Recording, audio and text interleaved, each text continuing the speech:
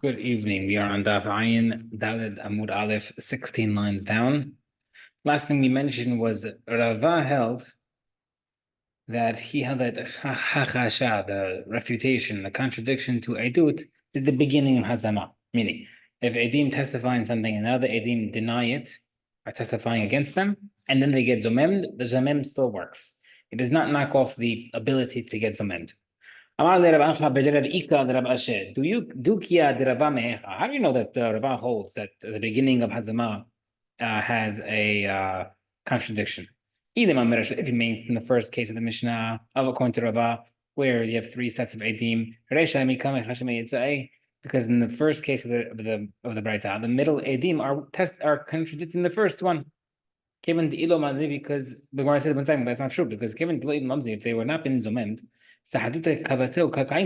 their testimony would have been accepted. Because we're posek like that.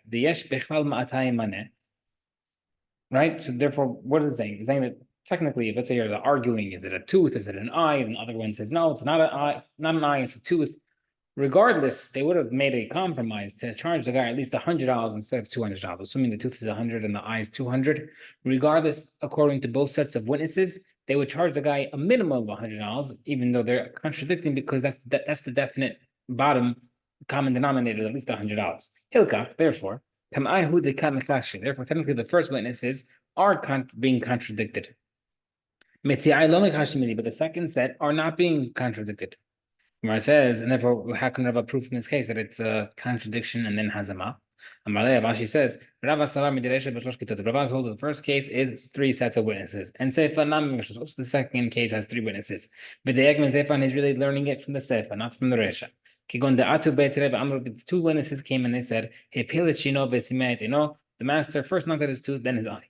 And they awarded the slave freedom and payment for the eye. Then other witnesses came. They said he first blinded him and then knocked out his eye, his tooth. Which is contradicting the first set's testimony. And then we're finding out that the first witnesses ended up being Zamamin. And they pay the value of the eye to the master, even though they were already refuted and contradicted. That's his proof. Mark says, now, if you hold that it does not work, that if it's contradicted and then it doesn't become zamemd, why should they pay? And how would you pay if you already got contradicted? Therefore, trying to prove from here, this is a proof that contradiction is the beginning of hazama and it could still be zamemd against Abaye. Now Abaye has to answer himself. Abaye would answer that. First case that won't be the good explanation because there's no three sets of witnesses. Because over there it said that the master agreed to it, which means that there's no other that there are other witnesses who testified against him. Why would the second case need three sets of witnesses? Because can you tell me that is it because the Eved is also helping out the claim? Right. So the first case is the master's helping out the claim. Therefore, there has to be three sets of witnesses. But the second case has nothing to do with anything, because even if the Eved is trying to help, Eved called to Amar. The Eved will say anything to get himself freed. He wants to go free. He doesn't care about which is which in the order. He wants to go free. Therefore, the statement of the second case can be without three sets of witnesses. And therefore, there's no for sure way to prove that the contradiction has to be part of Hazama. Now, ask a side question. Let's say the master blinded the guy's eye, and then Amud Bet, and then he should go out because of his eye. If he knocked out his tooth, then then he goes because of his tooth. Let him go out on both. Meaning, we're assuming that if he gets two knocked out, the eye and tooth, he gets freed on one and paid on the other. Why not? Why not they're both free and that's it? Why does he get payment at all? Marabay says, the pasuk says, he shall go in front of his eye. Below not because of his eye and tooth. Because of his tooth. Below and not because of his tooth and his eye. So Rabbi is proving from the pasuk that he goes free from one thing and whatever else is damaged, you get payment for. Okay, let's go back. That says, if one stole an ox, or sheep that was, and two witnesses testified on it. And he slaughtered it, and by the same edim, then it's uzumin to become zomim. We pay him everything. My love de haidu aganeva. So now let's see. Maybe they first, right? You had this before. Maybe they first testified about the theft. They testified on the slaughter or selling. Because mu'aganeva, and they became zomim on the stealing. And they became zomim on the slaughter. And now let's continue explaining the Mishnah. The shehuzmu ala gneva. Now, since they became zomem on the theft, the tvicha is now becoming contradicted because of the theft that didn't happen, and tvicha definitely didn't happen. And still, we still see you pay for everything. If you hold that the contradiction does not work with hazama, if it's first, how can we paying for the slaughter? Therefore, must prove that contradiction is the beginning of hazama. Gemara said, "La amri hachma askin." What's this case talking about? Going shehuz mu'at tifiha techila, where they made zomemd on the slaughter first and then on the theft. Bevluta, the machloket between Abai and Rava regarding the hazama is a different machloket. Edim shehushu, edim that testified against each other, contradicted each other. Ubasuf huzmu, then they became zomemd. Rabbi Yochanan and Rabbi Lazar. The machloket between Rabbi Yochanan and Lazar. Again, one says you execute them, assuming it was a case of trying to kill someone for murder. The other one says you do not execute them because they already got contradicted. Now we know there's machloket between these two rabbis, but which one said which? We're going to prove. Let's say Rabbi Lazar is the one who holds it. You don't kill them. Why? Rabbi Lazar says witnesses who were contradicted regarding the aidut about killing someone. They testify about someone getting killed and then someone else contradict them. They get malkut. They hold that he gets killed. Why do you get whipped? There's a lav, which is an isur, that they would get malkut for bedin instead of a penalty, instead of mitat bedin. The whole lav any lav that you have with bedin, testifying against these guys falsely for killing, and looking lav, you don't get malkut. Therefore, we have to prove from here that you have to prove from here that he holds that you do not get killed. Because if you hold that you get killed, he would not be getting malkut. Testayem, good proof. Looking, the Gemara says, how did they get malkut? Today we have a machloket, you have arguing two witnesses that the guy committed murder, and two witnesses saying he did not commit murder. Why are we whipping the witnesses? It's not zomemd. They're just getting contradicted. How come the witnesses are getting zomemd? How come the witnesses are getting whipped? Sorry. So why would you whip the guy? Maybe you just say, okay, nobody wins. Our answer is, the Gemara says, "My semehani." Right, today it was 2 against 2. Why would you recognize? Why would you rely on the second one? Is saying the guy did not kill. Maybe we should rely on the first one and say he did kill. My answers, it's an easy answer. The guy who was allegedly killed walked into Bedin, so therefore we know the first set lied. Okay, Mishnah.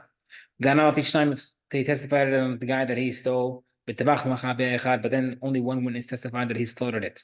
Well, more, he admitted that he stole it. He only pays 2, and not does not pay the 4 or 5. If the guy stole and slaughtered it on Shabbat, the guy stole and slaughtered it on for Avda Zarah. Whenever we say stole, it also means sold. He stole from his father, then his father died, then he slaughtered it. He stole the ox and he made it hekdesh, and then he slaughtered it. Mishnah Tashma Kefli pays double. The Eno Mishnah Tashma Hamashai does not pay 4 or 5. We had these cases last week. Rabbi Shimon says Kudashim Shahayav regarding a hekdesh animal that you are chayav for, you're responsible for. The owner is chayav to make sure that this animal goes to Bet HaMikdash, and if it gets stolen or lost or whatever, he has to replace it. Mishnah Tashma Hamashai, the thief pays 4 or 5 because he's basically taking away the guy's animal, even though it did not belong to him. To a degree, it does. She'en chayav rotam, if you're not chayav to take care of it, patur, you're patur. Gemara says, regarding one ed, the guy was testified that he slaughtered on the testimony of one ed. Pshita, of course you're not chayav for 4 or 5. What's the chidush in Mishnah? You need 2 edim. Gemara answers, Amri, hakamash, the chidush is al pi atzmo dumyad de al pi ed echad. The same halacha of his own admitting, that the guy admitted on himself, is the same thing to one witness. Ma api ed echad, like a single witness. Ki ati ed echad misref hadef, another witness joins him. Mechayev, he becomes chayav in 4 or 5 because you have two witnesses. Api asmo nami, in regarding to if he admitted himself, ki atu edim, if witnesses come afterward, mechayev is chayav. La'afukim derabuna to exclude. Amar Rav. He holds that if you admit and then edim come, you're patur. This case holds you're chayav. Kufa. Earlier we said we said that if the guy admits to a knas situation like this case and then edim come, you're patur. All right, so let's say this case. I stole the animal. I don't want to be a chayav 4 or 5. He's patur from 4 or 5. He blinded the eye of his slave Tevi. He was very happy because Tevi was a big Talmid Chacham, even though he was an Eved Kanani, and he always wanted to free him, but not supposed to free an Eved Kanani. So when he accidentally blinded him, he was happy that he was going free.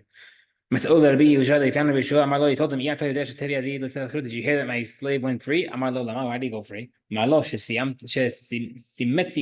blinded him.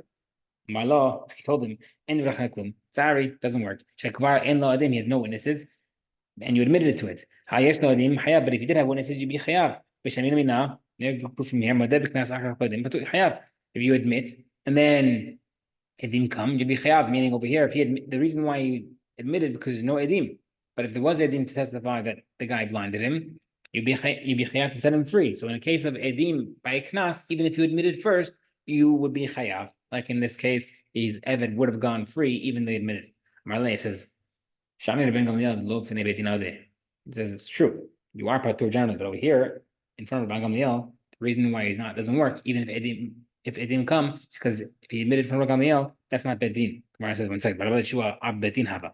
Yeshua who was there is literally the ab bedin. Of course, that's considered in front of bedin. Gemara says shelo bedin havekai. True, but they weren't in bedin.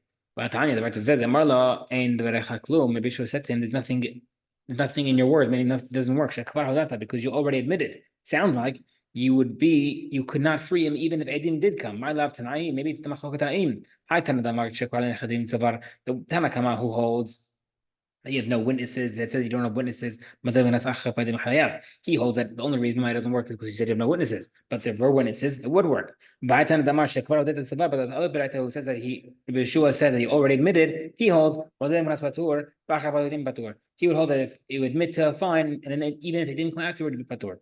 Gemara says maybe that's the situation. The Gemara says not a good proof. Everybody holds that if you admit, then it didn't come, you are patur, like Rav said. But Habmati with Machok over here is as follows. I Tanash Tamar Shekvar in the Chadim, the Baitao who said that Rabbi Yeshua said that you have no witnesses, Chut Bedin Hav is referring to when he said that Rabbi Yeshua was outside Bedin. That's why it doesn't work. But Hai Tana Tamar Shekvar but the other Batana who held that you already admitted that Bedin Hav was already in Bedin. That's why even if Edim came, you would be Pator. But the other opinion hold outside Bedin, if Edim came inside Bedin, it would make him Chayav to free him. Itmar. Modeh B'Knas V'Achar Badim. The guy admitted to the knas and then Edim came. Rav Amar Patur, Rav Shmuel Chayav. Rav says Patur, Rav Shmuel says Chayav. Amar Rav Amar Hilai. My time, why would Rav hold your Patur? So he says, if you're found, he shall be found if he's found through witnesses and then through the judges. Meaning, that's small. Only if it's found through a third party, not if you incriminate yourself. Why do I need the pasuk to teach you that? We have the pasuk that says the judge shall find you guilty. Must teaching you that if you admit to the knas, you're patur. Shmuel says, right? So why does Shmuel say chayav? We need to teach you the like we said a couple weeks ago, 63 that if you pay kefel not only to the guy who says somebody you stole my item and the guy denies it, but even if the thief himself pays kefel automatically, right? Not just the case where the guy swore falsely and the guy was watching it, but if a regular thief steals also chayav. It's Rav Shmuel is the questioner. Braita says if the thief saw Edim coming to the court, he quickly admits, I stole it, but I didn't slaughter it. He only pays the principal and no knas. So we see over here, if you're modeh before witnesses, even if witnesses come, because we see the witnesses are coming, you're patur. Shmuel says, they didn't testify. It was a bluff. The witnesses came, made a U-turn and left. But if they did come, you'd be chayav. The next part about this, Rabbi said, bring the edim and testify. That sounds like the first cases where they didn't testify. Sorry, if they did come, be patur. Meaning, the second case of the Braita said that if you saw the edim, tell them to come. Meaning, if they did come, you'd be chayav against what we just said that they left.